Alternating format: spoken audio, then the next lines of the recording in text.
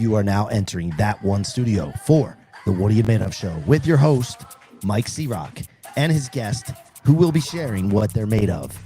The journey to success has been invisible until now. Sit back, relax, get your notepad ready, and enjoy the show.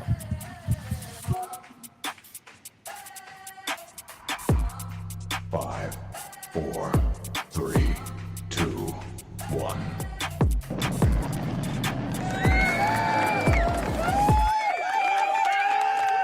I invited a few people to the studio.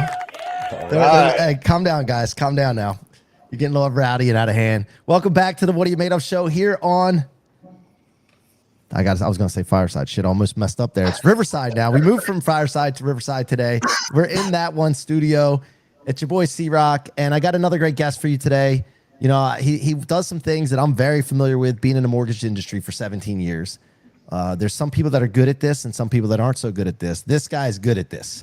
So when I introduce you to my guy, Rondy Lambeth, you know, you're gonna find out that he knows his stuff. But we're gonna be interested in more, not just what he's doing, what he's done, but the things that he's gone through to get good at what he does and have helped so many people.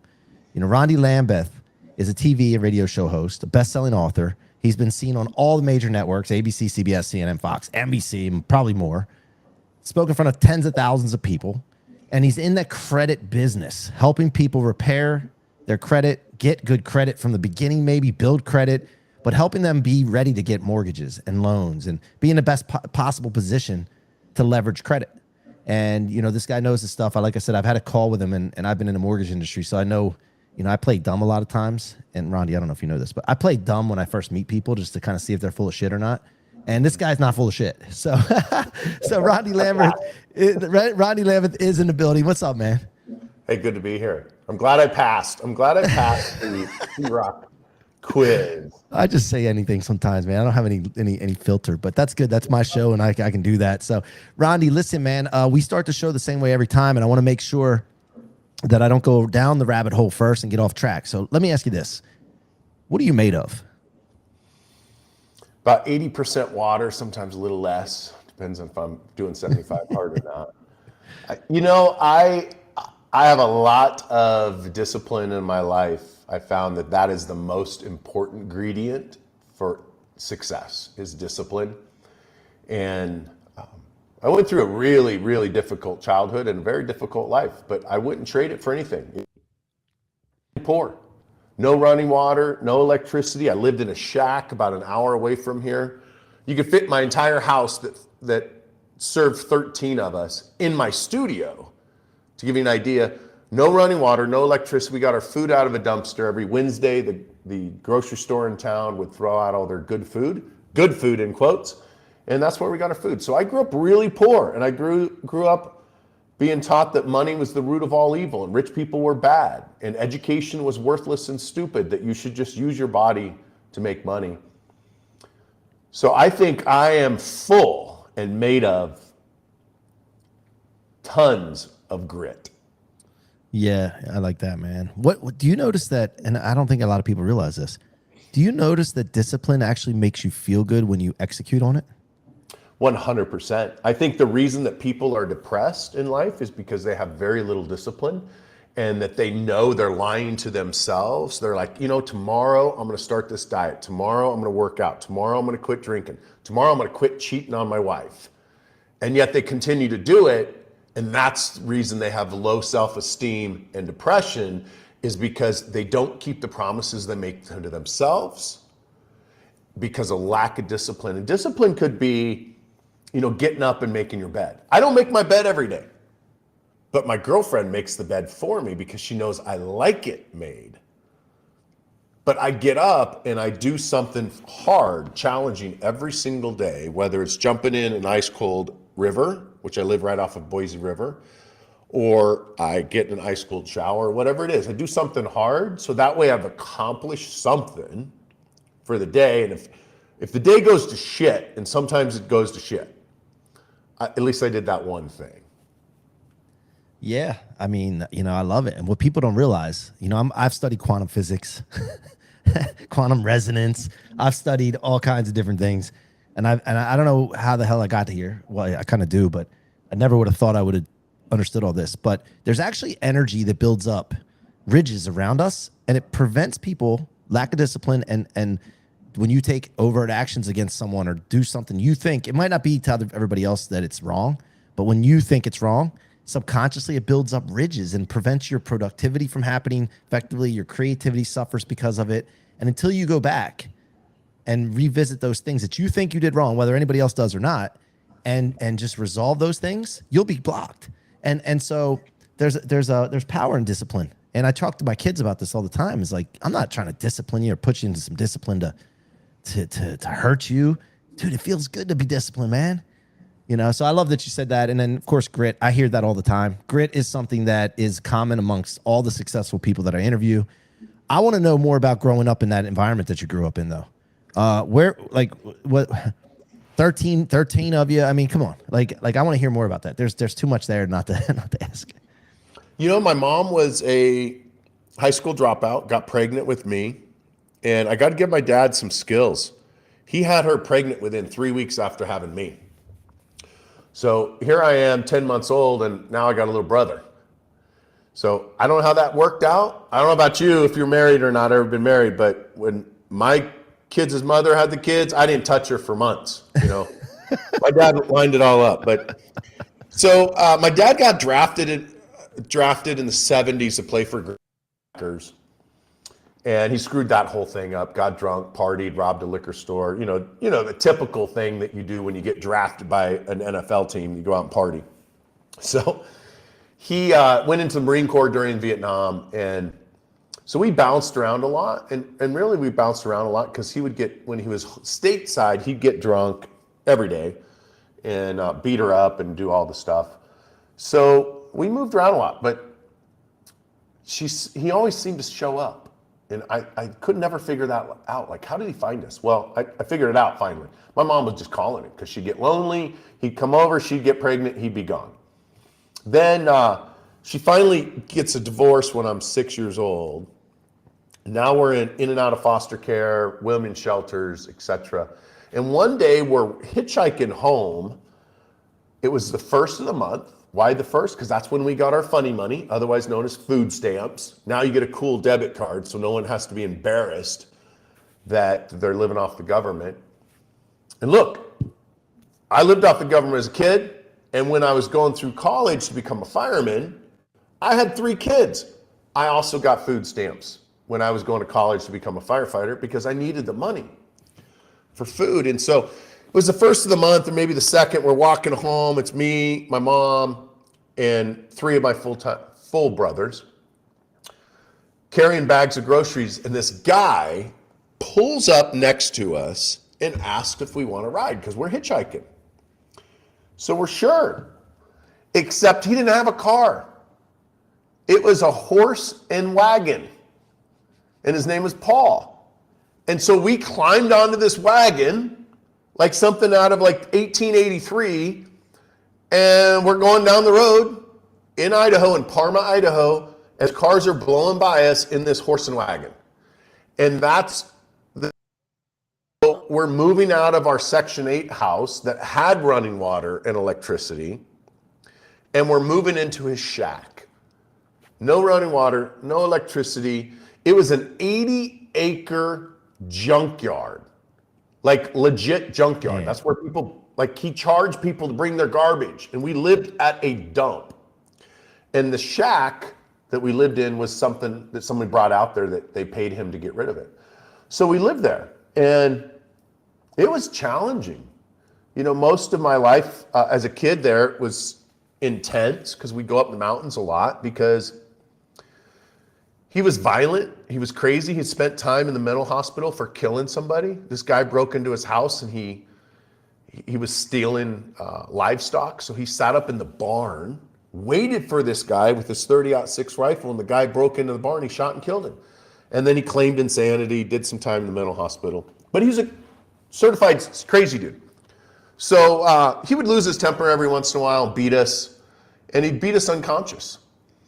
And then the social services would show up, and he'd answer the door with a 12-gauge shotgun, stick it in their chest, and ask them what they wanted. and would intimidate them. And for whatever reason, SWAT didn't show up. The Biden administration didn't show up. At the time, it was the Reagan administration. They didn't show up to save us.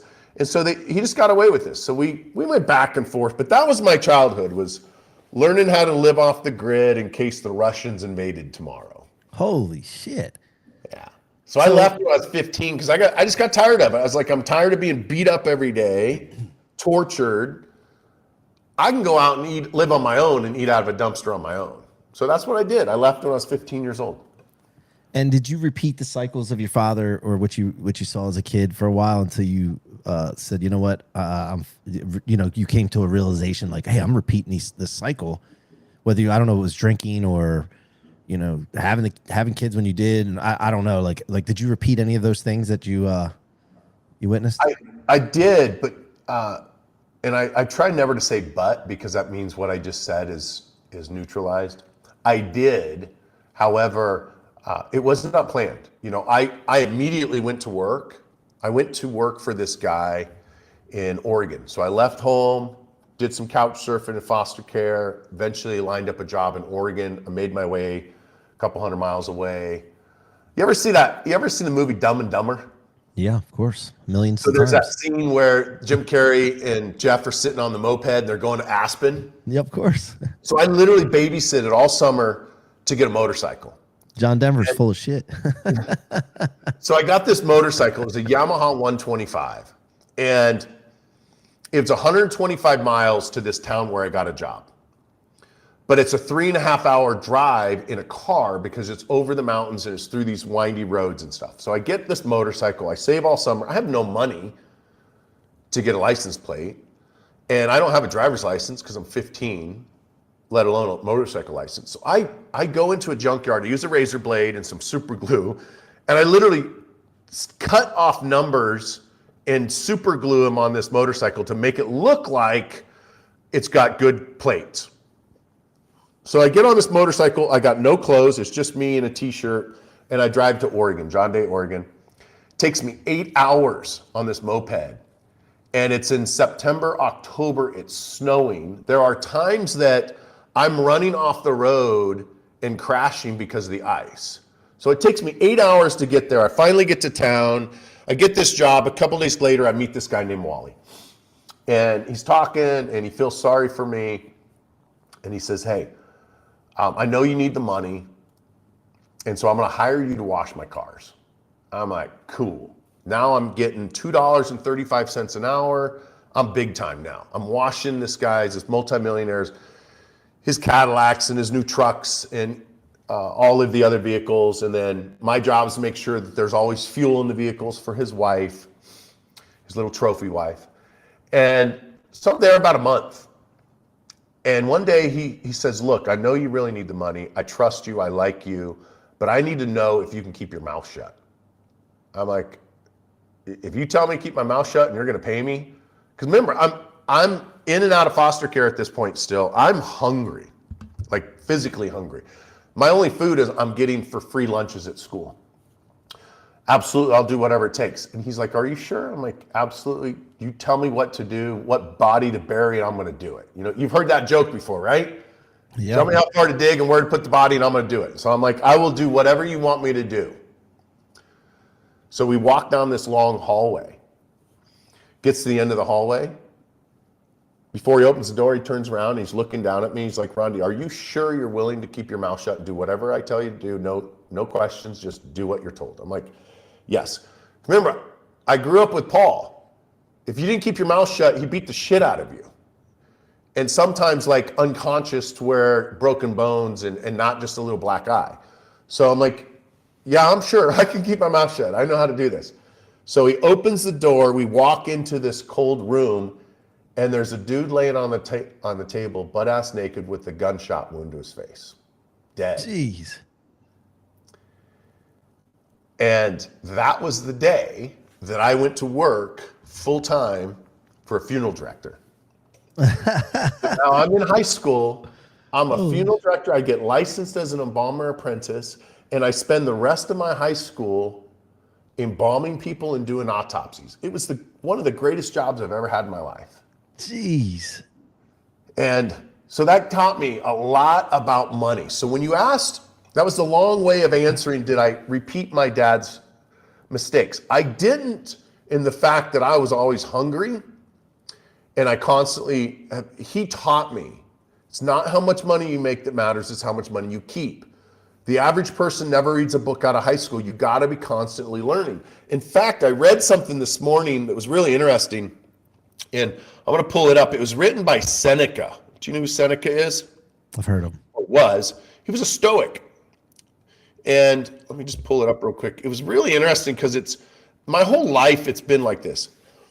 So leisure without study is death.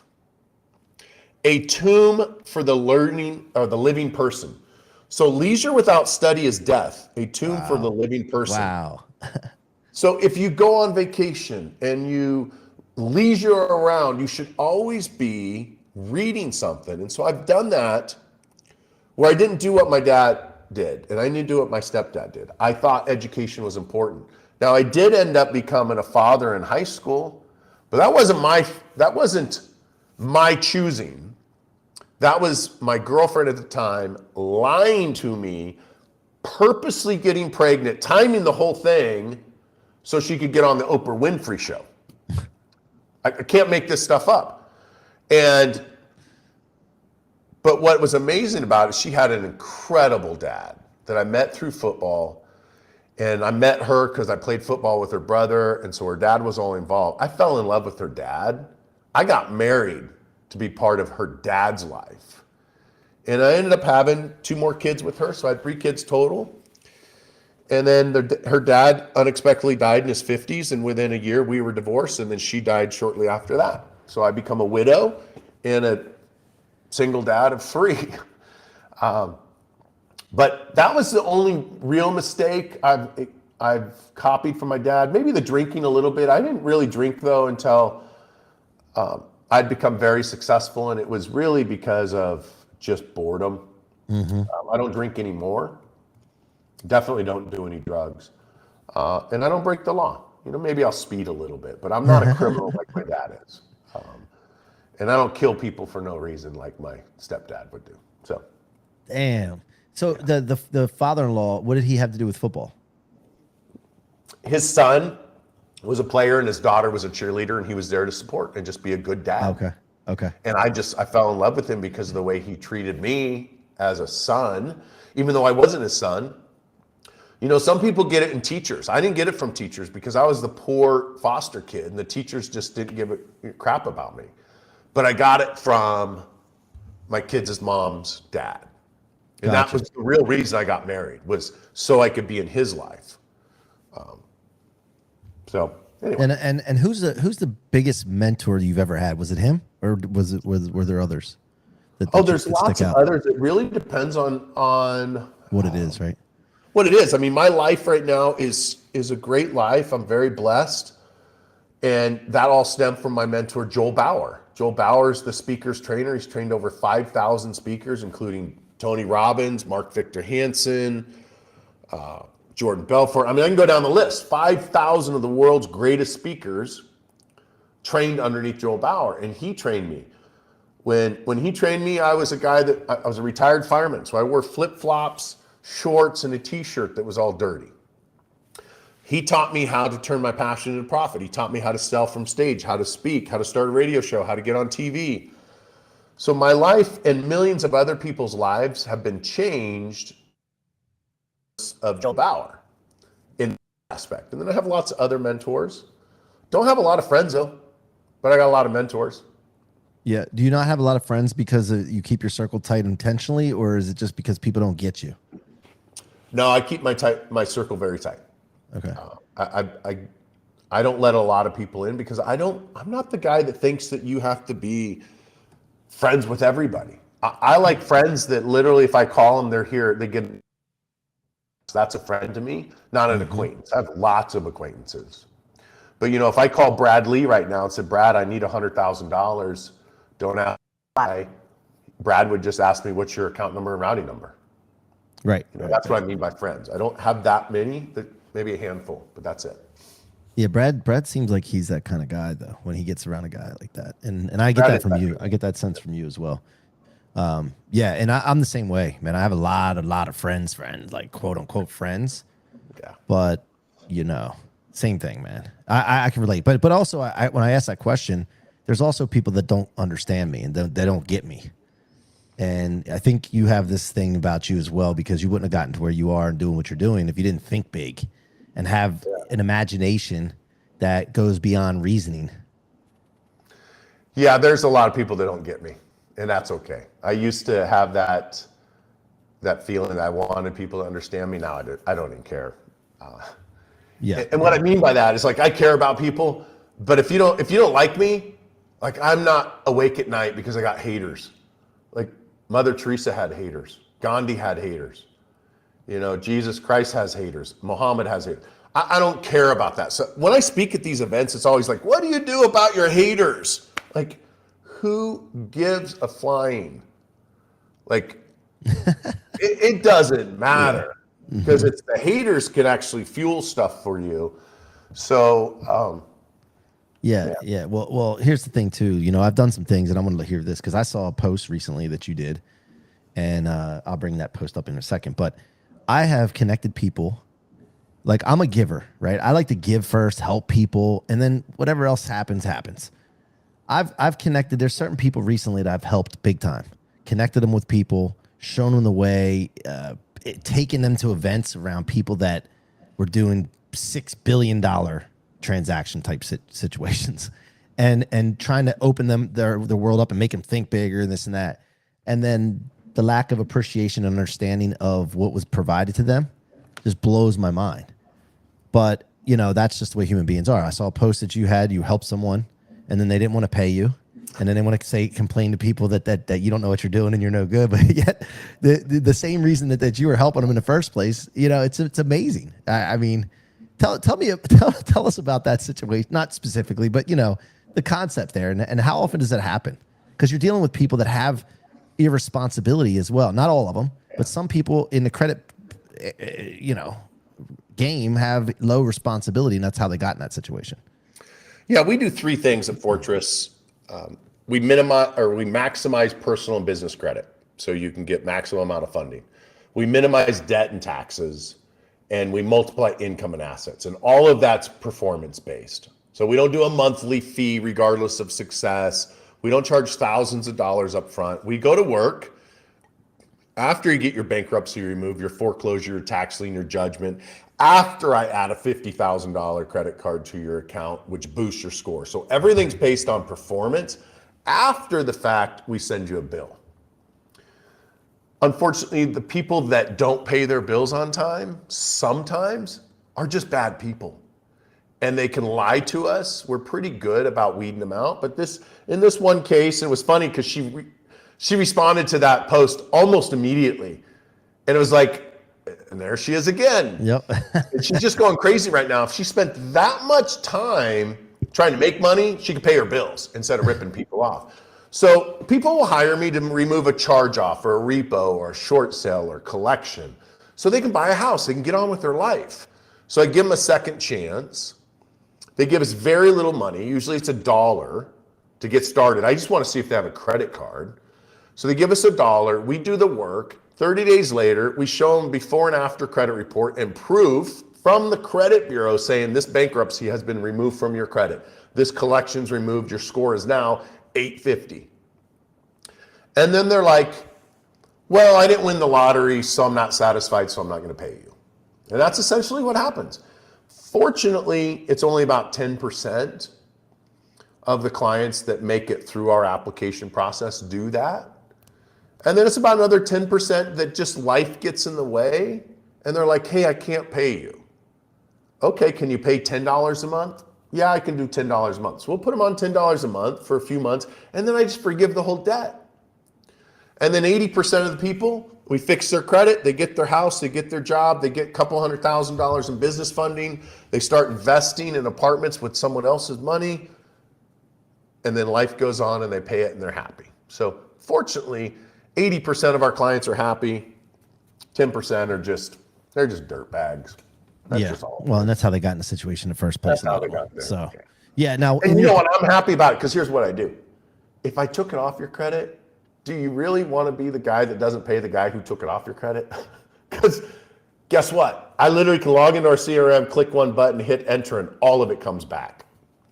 yeah. Or you could put another collection on there in the first place of them not paying you. So, I could. I don't do that anymore. I got tired of dealing with that. So I just put it all back. If they don't pay me, I'm just like, I'm just not gonna fight with it. I'm like, okay, no problem. Click, submit, it's all back. yeah. Yeah. And once it comes back, it ain't coming back off now. You know what I like about you, man? You're just so matter of fact. Like, you crack the me way up, it bro. is. You crack me up. Yeah. So, what's the biggest challenge in from starting your business to growing it, scaling it? What was the biggest challenge? That first thing that comes to mind that you faced and you overcame? I think the biggest challenge is getting out of the way. And what I mean by that is, have you ever heard the saying, no one can do it as good as me? Of course. You know, I think that's probably my biggest challenge, was not recognizing in the beginning that there are people that can do it better than me. Everyone's replaceable, especially me. And something done right, then that's all they do.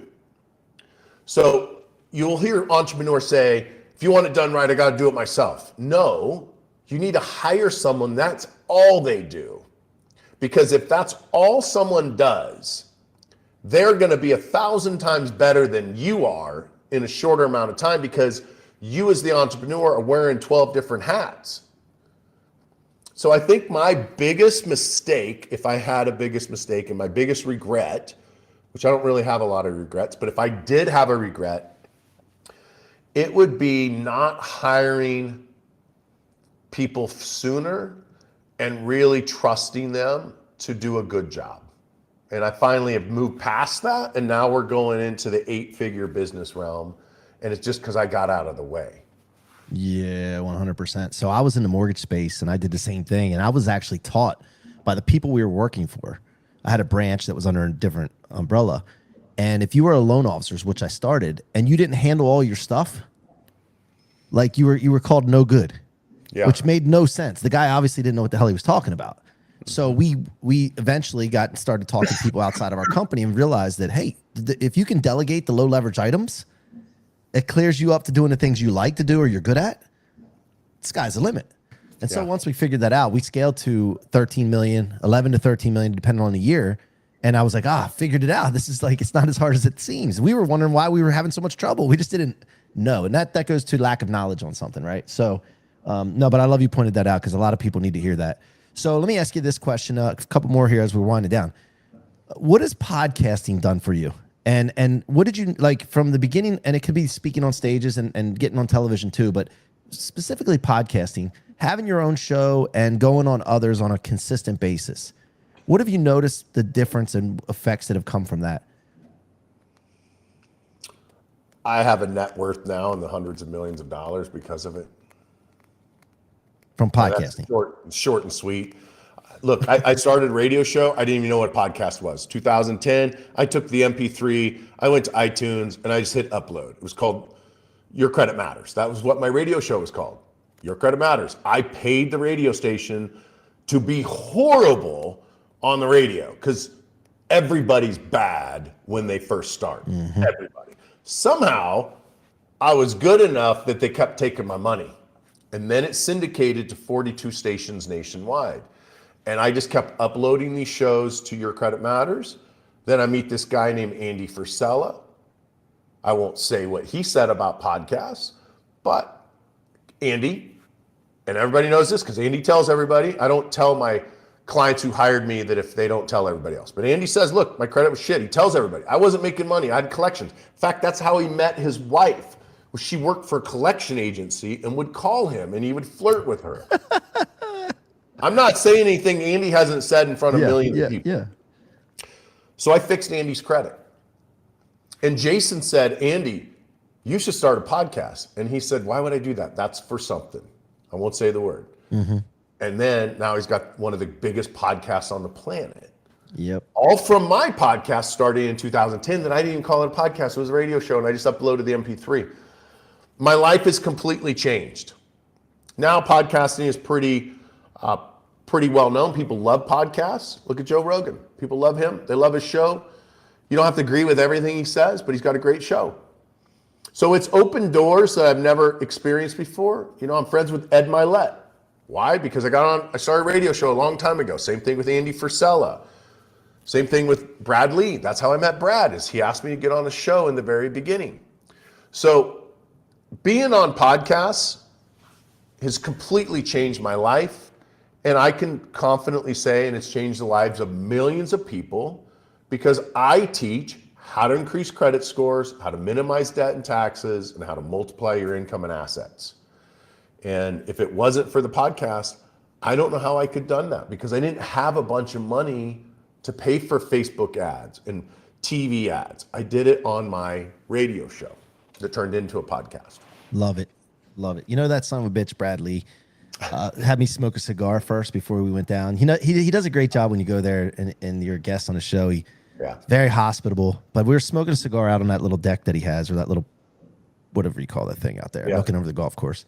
And I don't smoke all the time, so I had the biggest tobacco nicotine buzz possible when I was being interviewed on a show, and it's like I don't know, it wasn't like marijuana, but it was kind of like this buzz, and I'm like, am I making sense here? So I look back and thank God I did, but you know, he's funny. I was just texting him yesterday. Okay, final question here as we wind down. What's next for you? Like, you've accomplished things, you got a great net worth, your business is doing great. What would have to happen for you to be lit up here in the future? Like, if I snap my fingers and made it happen, what is that, Rondy? You know, you don't have to snap your fingers. I'm already lit up. So next month, I'm starting a law firm. So Arizona and Utah passed a law that non-attorneys can own law firms. So I'm creating a law firm. And come January 2024, I will have a law firm in the state of Utah. And it's going to specialize in debt validation and debt settlement and exchange an option to bankruptcy. So one of the things we're doing right now is, if someone has a $25,000 credit card, we can go in and either get it completely dismissed, or we'll get it reduced down to $5,000, and then they get 3 to 4 years to pay $100 a month for the next 4 interest. We're doing this every single day. That business will be doing 8 figures within a couple of years. So I'm excited about that. We just launched a new trade line business where I have hundreds of thousands of people I fixed their credit. And the other day I was thinking, why don't I reach out to my clients and start paying them for their credit? So now we're going to be able to pay our clients, our past clients, $1,000 to $2,000 a month to access these credit cards that they're not using. Credit card on our other clients' credit as authorized users. And now they get a 200-300 point boost literally within 24 hours. So I'm really excited about that. And then just our Fortress University is taking off, and we're just helping a lot of people become financially free. In fact, my goal is to help 1 million people become financially free in the next 10 years. And we're well on the way to making that happen. Love it, man. Well, how can people get in touch with you or engage with you? What's the best way? Anywhere on social media is just at Rondy Lambeth. You can also go to rondylambeth.com, just RONDILAMBETH, rondylambeth.com. You can schedule a consultation with me, which of course is free. If you want me to be on your podcast, click the podcast link there. And anything I can do, whether it's getting a collection removed from your credit, getting you $500,000 in business funding for your business, helping you get into apartment complex investing, or just lowering your taxes, I'm here to help you with that. Let's go, Rondy Lambeth. Thanks, man. You've been awesome. I really dig it. And for those who are just listening to the podcast that can't see him, he's got a cool haircut too, just like me. So we're looking forward to doing some things with you here in the future, Rondy. And I'm glad I had the opportunity to meet you. Matter of fact, how did we connect in the first place? Do you recall? I don't Rick even. Jordan. Was it Rick Jordan? Okay. Yeah, Rick Jordan. Jordan. That's right. I met Rick Jordan at either Harvard. I was speaking at Harvard, and I think I met him when him and Suzanne Summers and I were having a drink at a bar in Boston, and he walked in. And Get out of here. What a story. What a story. Yeah, Rick's a great dude, man. He was on the show, and I think I just was on his show 2 weeks ago. So good stuff, man. I'm glad he introduced me to you, buddy. And if there's anything I can ever do, I mean, you seem like you got it all handled and made, but I'm a little bit special. I have a little bit of superpower. So Ronnie, thanks for joining us today, man. Yep, good to be here. Thank you all for watching. Thanks for listening. It's your boy C-Roc on the What Are You Made Of show from That One Studio. Until next time, be that one.